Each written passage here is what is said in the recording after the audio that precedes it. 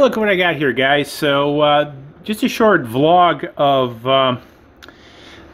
what I'm doing. So I've already done an unboxing of the Up Air one. The first one I've got. This is number 2. This is Deuce Up Air. So as you saw in my last one, I crashed it.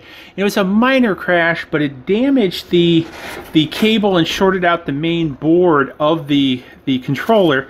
So again, I've had the battery and all the other stuff, so I decided for $300 just to order another one because you know, can you reuse the battery and the other parts here? I'm trying to organize this a little bit here so I can see. This one appears to be a little bit different. On my first one, I didn't have the red dots here. There was just recessed pieces. So I'm really interested in seeing how this one is versus my first one. Also, the first one had a little bit of gimbal jiggle in it.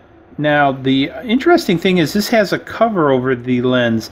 My first one didn't have a cover over the lens. The other thing I'm going to do in the next video, though, let me pull this out of here so I can set this in here a little bit so you guys can see it a little bit better. I'm going to do a mod on these to keep this from pulling out like it did before, because there's just no way with such a minor crash it should have caused that much damage. That I was very disappointed with. Although this does seem a little bit different than my first one. I'm just kind of looking it over. A lot of the things look the same as my first one. And I'm just wondering how all this is. And I'm take a look at it. I'm going to take a look at the inside. The one thing on the batteries on these things is the way that they go in there. Pretty tough. Looks like the same version. Let me just double check this. So I've got it. So the my first one was Up Air version 1.0.02, and it looks like it's the same board revision number.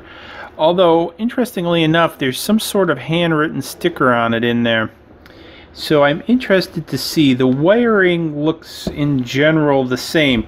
One of the things that I'm going to do, and one of the reasons I'm doing this video too, I should point out, is I'm going to pop this gimbal off here, and I'm going to take a look at the wiring. I'm going to figure out how to pop these off, so I might split this. But I want to document the wiring of this, and let me throw this box on the floor. Because what I want to do is I want to pop this gimbal off, and I want to document how the wires go into the piece. Now this does look a little. Let's compare this. Now this is the gimbal from the first camera. Now one of the interesting things to note. Look at how the camera is tipped on this original gimbal. And look at how the camera is tipped here. Now, I had a viewer write in about his camera being crooked. And one of the things I think is part of the problem with this, if you look back in one of the videos, there's a weight inside the back of this camera. Most of this camera's weight is actually a metal weight that's hot glued in here. I think what happens is the quality control is just poor, and it's not balanced in there as it should be. And so you see this one is actually better balanced than this. And I wonder if that's what some of the problems that I was getting for shaking is. This was not, the weight is not balanced. I'm going to take it apart in a future video and kind of show you, but I think it's worth talking about. And again, what I'm going to do is I'm going to pop this off and show you guys the wiring. So in case, well, for my purposes too, in case I crash this one again, I know the right way to wire it back. And then if you guys crash, you know the right way to wire this back. I'll spit it out. So let's go ahead and pop this off, and then we'll come back to this video. Okay, so I've pulled undid the clips on the gimbal to open it up and expose it. So here's what it looks like now. The interesting piece is the wiring configuration appears to be the same as in the original version. However, the colors of the wires are different. Now this is more classical, what I've seen on the internet.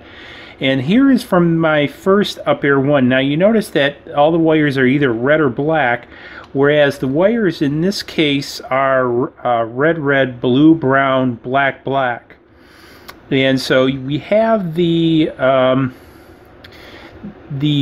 power and stuff coming from the main board, because this ties out, if I can show you, I get it out of the bag here, not being too cooperative, is this comes off of the main board. Make sure I get it in frame here. This comes off the main board right here. So this is the main control board.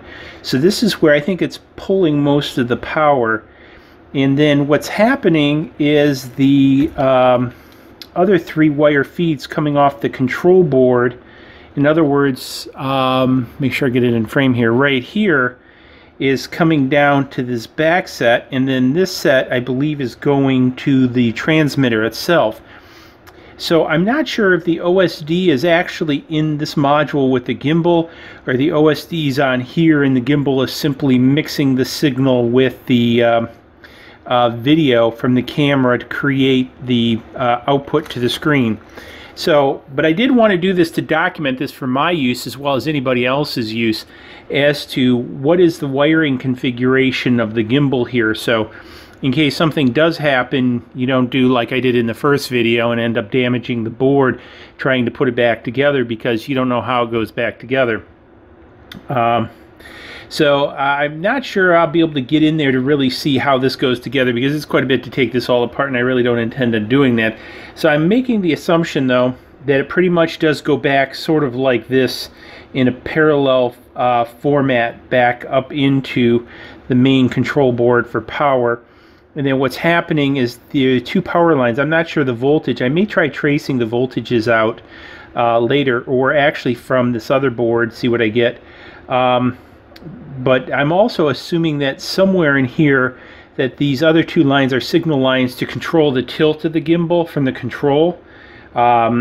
Just a guess, because I'm looking at these other lines, and because I have a red and a black, so power and a ground, along with a signal from the OSD, because I think it is a vector OSD, so it's doing an overlay on the video and then output to the video, so you have power and signal out to the transmitter, which is in the silver box in the back.